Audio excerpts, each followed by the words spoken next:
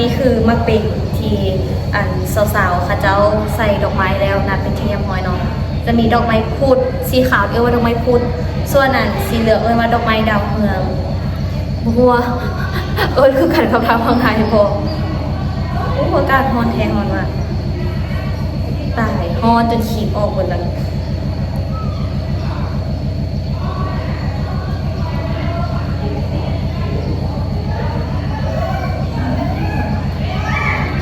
มักเบ่งภาษาไทยว่าปลายสีสูขวัญแมนบอกแต่ว่าอันนี้คือสุขมค่ะใส่ผ้าสิ้นนำเสื้อพวกมีไส้ทุกคนใส่เสื้อตัวเก่าตั้งแต่มาเลยเสื้อตัวนี้ก็โอ้หลายปีละเสื้อตัวนี้น่ะหลายปีอะเลยไม่ได้ซื้อเสื้อใหม่เลยใส่เลยเครื่องนุ่งตัวเก่าไม่ได้ซื้อเครื่องนุ่งตัวใหม่บ่ค่อยได้ซื้อเครื่องนุ่งซ้ำมีได้ใส่เครื่องนุ่งตัวเก่าอยู่แบบพี่ดีสุขวัญก็แบบผู้เฒ่าผู้แก่สินะมามัดผูกคอไม้คอแขนให้เสียดายเนาะคันผูกอยู่ไทยมี FC มาหลายอันนี้ผูกอยู่ลาวเด้บ่เป็นอย่างทุกคนอวยพรให้ก็ได้ออโต้พี่ไรอันนี้เฮ็ดขวัญออกกรรมไอ้น้อยแล้วก็ผู้เขียนไปดำและต่อไปก็สิเฮ็ดขวัญลูกอู้ได้บ่ดีด่าอู้เพิ่นก็ตั้งท้องอีกผู้นึงอยู่แต่ว่าลูกชายกบได้ผู้ชายแล้วลูกต่อมาก็ต้องได้ผู้หญิงส่วนด้วยมีนาได้ผู้หญิงแล้วต่อมาต้องได้ผู้ชายคนลาวค่ะจะแบบส่วนใหญ่จะแบบเอาลูกประมาณ2คนหรือ3คนแบบให้ได้แบบว่าผู้ชาย2หญิง1หรือว่าผู้หญิง2ชาย1สินะหรือว่าผู้หญิงกับผู้ชายเนี่ยคนลาวค่ะเราก็แบบเอาลูกประมาณนี้ส่วนเท่ากันคุณ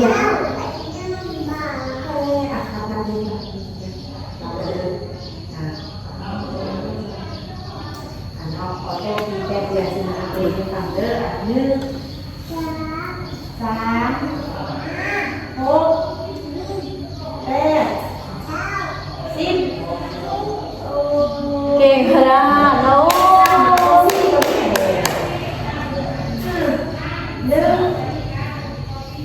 เอาไม่เอาห้องมีเต้าหรอ4เลยกับ6 4เลย1 3 4เลยแม่ไม่ตู้ส่งมือให้เขาฮะไอ้คนมานึ่งให้เขาไอ้คนมานึ่งให้เขาแล้วจ้าไปเสื้อคุก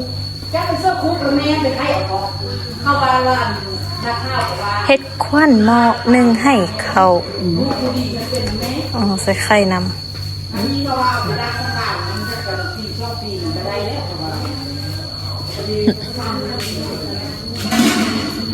พิธี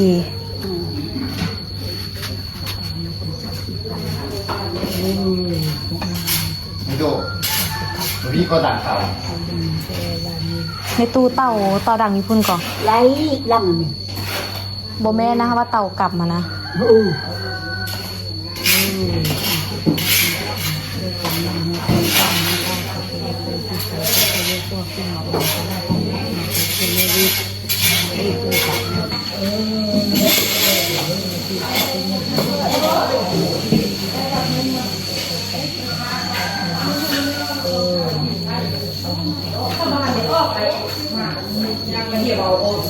อันนี้อมองดักกรรม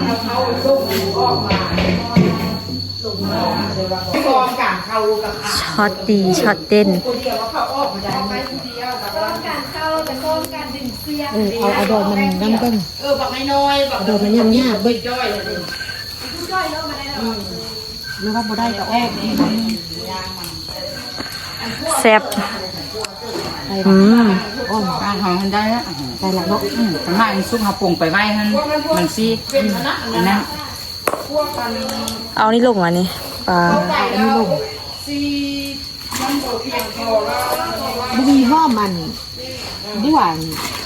ดอกแบบนั้นค่ะว่าบ่มีข้าวบัวมีแต่ไส้ลาบนั่นข้าวบัวใบหาของบัวละมีแต่ข้าวสปีนแล้วเก็บมาใส่หวะเอามาโหยหน้ากำ1 2 กำหวะเดี๋ยวเก็บมาเฮอเบน1เอาลูกเก็บมามื้อนั้นนี่เอาไว้ไส้ลาบดิซอยประเภทห้อมันเอามาซอยเสื้อทุกอย่างไงมีแต่ล่างเอาซอยใส่แล้วก็แล้วนะแม่ล่างแล้วบนแล้วมีแต่ซอยใส่แล้วก็แล้ว เดี๋ยวเราจะไปเก็บหอมบัวมาใส่เถอะอ้าว ใส่ตู้อ่ะ หอมบัว บอกแต่งั้นเจ้าสิใส่ตู้ดีกว่าเสื้อกระเสื้อเลยใส่ตู้เลยเกี่ยวเสื้อซะห้องบัวหันเอาเสื้อนำก้นก็ได้ เดี๋ยวเราไปเก็บมา เสื้อก็ได้ หัวหน้าก็ได้ดอกเดียวเหมือนกัน บ่สุก ตามค่ะแม่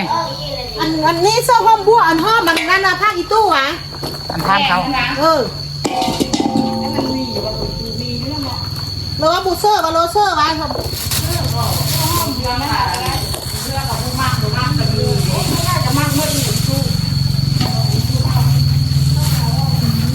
ไอ้ข้าวซุกแล้ววะ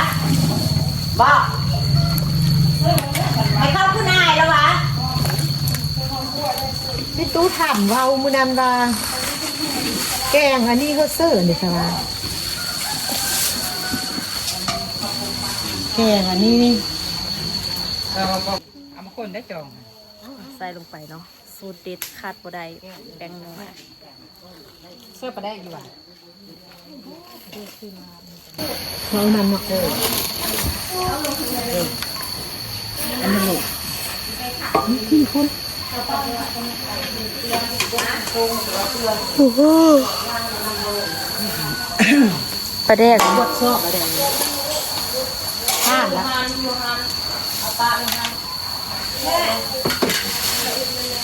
ร่างมันหนาเนี่ยบึกเกิบเสื้อกับขุนเห็นเนาะ จ้ะ บึกรู้ เป็นน้ำข้าวไป อันเดียวก่อน นางอยู่ซ่องกระตุก มึงเกิบก็คน บึกเกิบกับขุนล้างหน้าหรอวะลูกล้างหน้าลูกค่อยมาเด้อ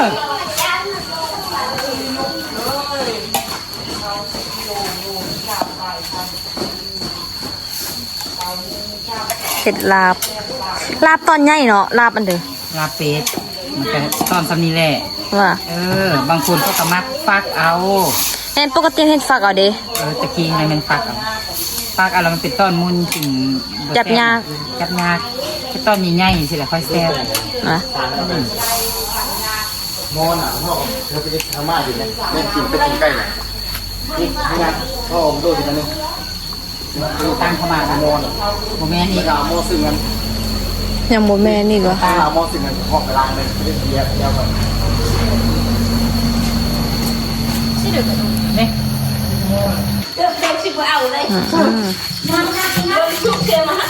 ใส่เส้นลาบ ใส่ลาบแน่ใส่อันนั้นใส่ข้าวปุ้น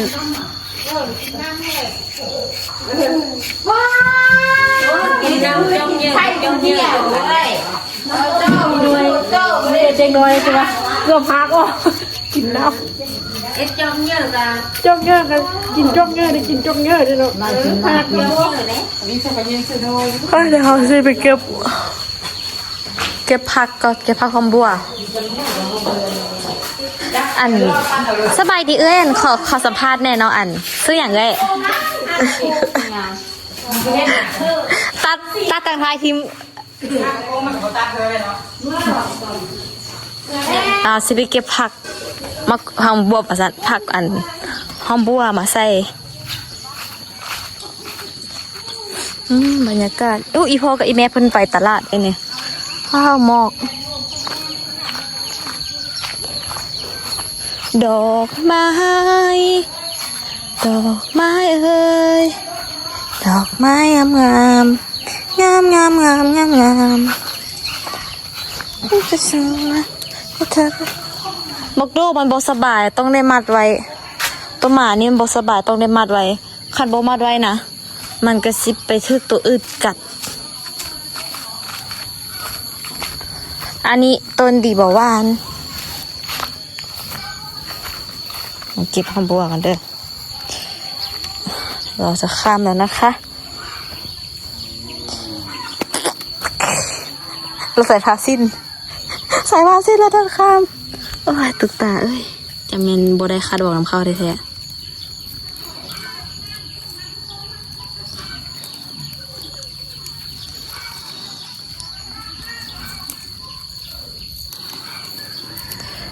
เก็บหอมบัว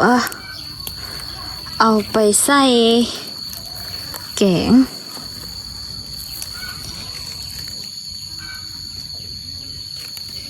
ฉันไม่ต้องการใคร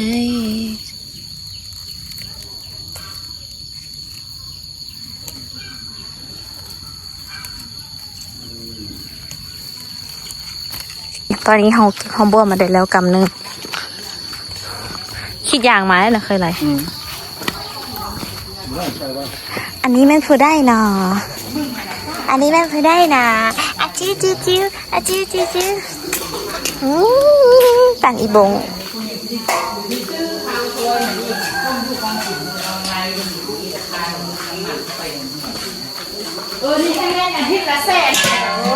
เดี๋ยวล้างพักให้เพื่อนก่อน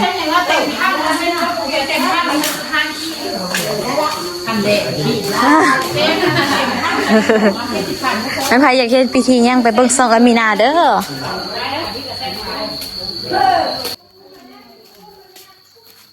ล้างพักก่อนคนเอ้ยเป็นแม่ยิงลาวดิบ่มักใส่ชุดอย่างนึงเป็นแม่ยิงลาวจะต้องใส่ผ้าสิ้น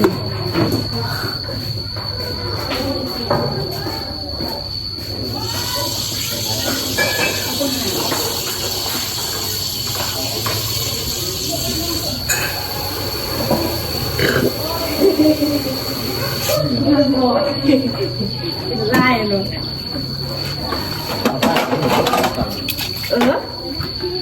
ได้กินน้ำไหม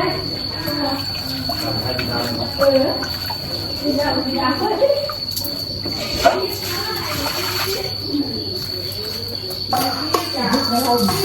อาจจะค่อยฉลาดนิดนึงมีอย่างไรเนี่ยผมก็โทรนะตั้งแน่ใช่ไหมโทรไว้คนไหนน่ะโอ้ยแม่โทรยังไงเอาพี่ว่าโตตั้งมันเอามาตู้ดิเพื่อไอ้กุ้งมันเห็นได้เลยเคยตีกุ้งนี่ละเพื่อจะห่างได้ห่างดิ้นมึงกับดิ้นห่างเงินพิธีแห่งกรรมเป็นไทยเบิกอันนี้นะปันทึกกับเจ้าตีมาคุณยังบุคืนบุคืนวงนี่สิวยังตะแซบเอามาเซฟแม่ถวยบวงเป็นตะเซฟเนาะตีนใกล้อยู่ใส่ล่ะนี่นอนอยู่เนาะนอนอยู่ลุ่มบนเอาไว้เหลือแก้วตะแซบเนาะ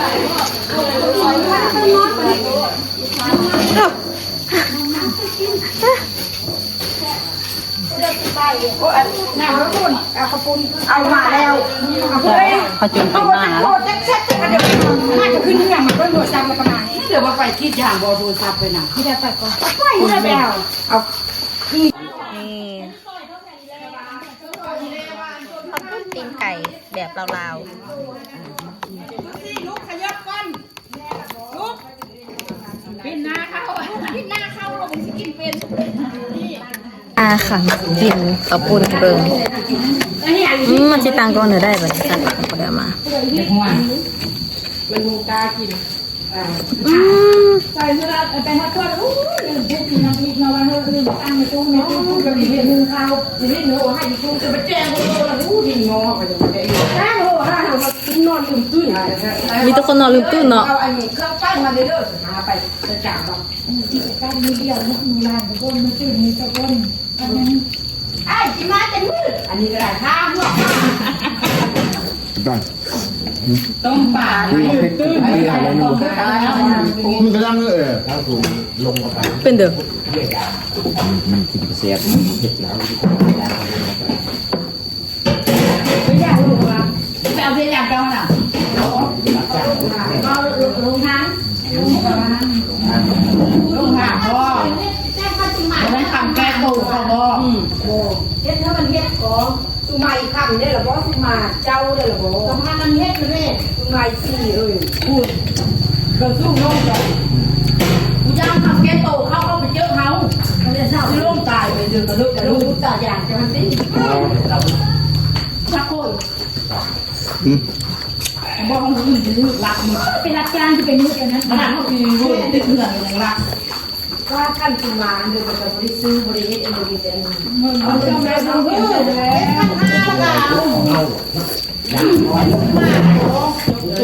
เมืองเพิง เส้นข้าวปุ้นคือแซ่บเหรอแต่ว่าเส้นข้าวปุ้นโคตรแซ่บเลย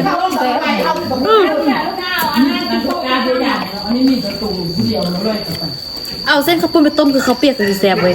นมดิ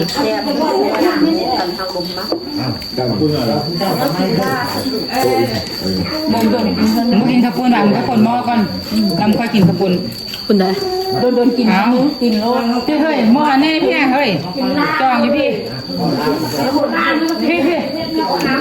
เออ ตอนที่กินลาเนี่ยเขาชอบกินนี่หมดเลย ได้เลยเจ้าโลด หวานมาเยอะเขาเป็นเครื่องดังเลย แล้วเป็นในกะปิอ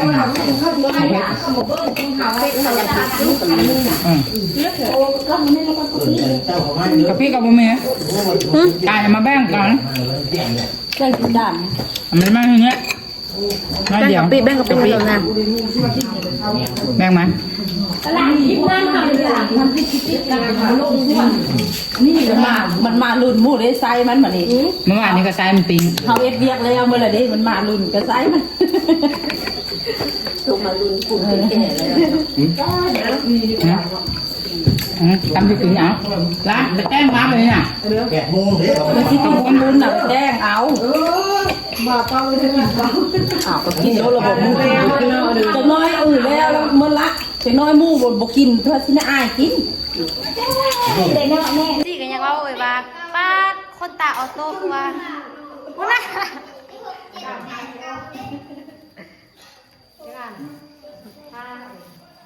ะ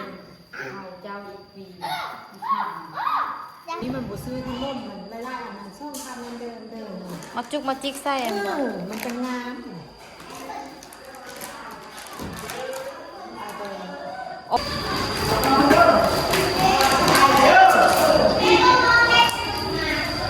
ชูก็มีอัตุมูมาเสื้อสโลคุณ คนตะมูต้องมีตะมูได้ค่าดองบ่แพงให้ฮีบมาขอแต่งไว้ซื้อน้ำมันตุ๊กน้ำส้ม กระตุกกระติกเนาะเล็กๆน้อยๆเนาะเด็กน้อยไล่ดิยาวใส่ขนมนี่แหละคนละห่อไปเลย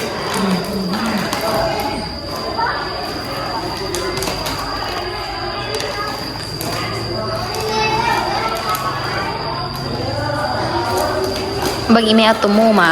เดี๋ยวคันชั่วยกกูร้อนเสื้อไปยกเขากระบอกฮอนเนาะป้าตัวมู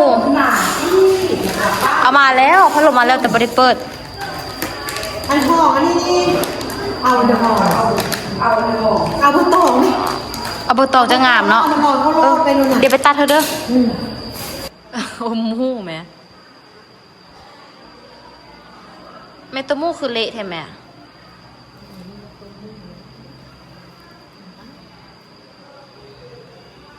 ร้อนบ่หันนักปะน้ำพุ่นหวะ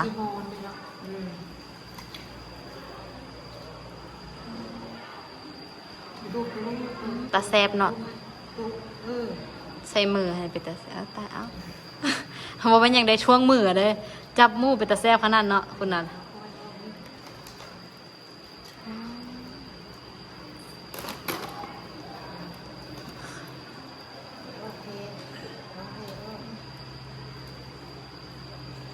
กองนากันเนาะเพราะกองล่างมันเบิ้งบ้าเซี่ยวในนึงเนาะ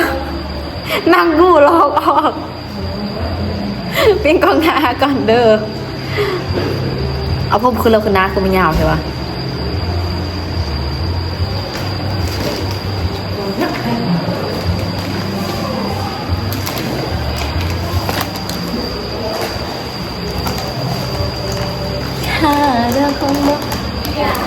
พิธีสู่ขวัญกันแล้วไอ้น้อยก็อยู่ในห้องขาดบ่ได้เด้อเบียร์นี่ไม่ยังมีขาดบ่ได้แหงต้องมีทุกหอบเดินมาแล้วต้องมากินเบียร์ดื่ม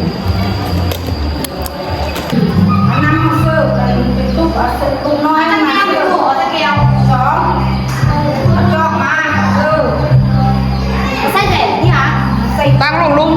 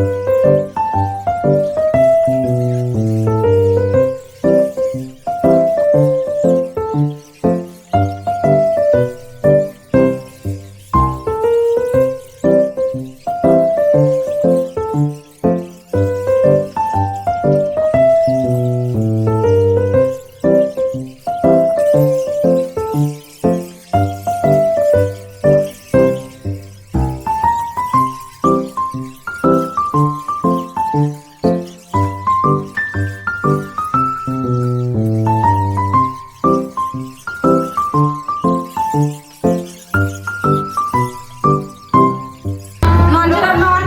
นนี่นอนพี่โตเอ้ยนอนนี่แหละนอนนี่นอนเลยก็ได้ ผมสั่งร้านทำส่วนแล้วเข้าบ่อนมึงนอนพ่อแม่บุคคลเบอเจ้าลุกพ่อแม่บุปลุกเบอเจ้าตื่นเบอเจ้าให้กลางค่ำในหล่อนเบอเจ้าหอดกลางคืนเรื่องเบอเจ้าอยู่กาหน้าบ้านนี่แห่งลุงสูงแห่งพ่อแห่งแม่แก่แห่ง เม็ดพลอย แห่งนายเนื้อสัตว์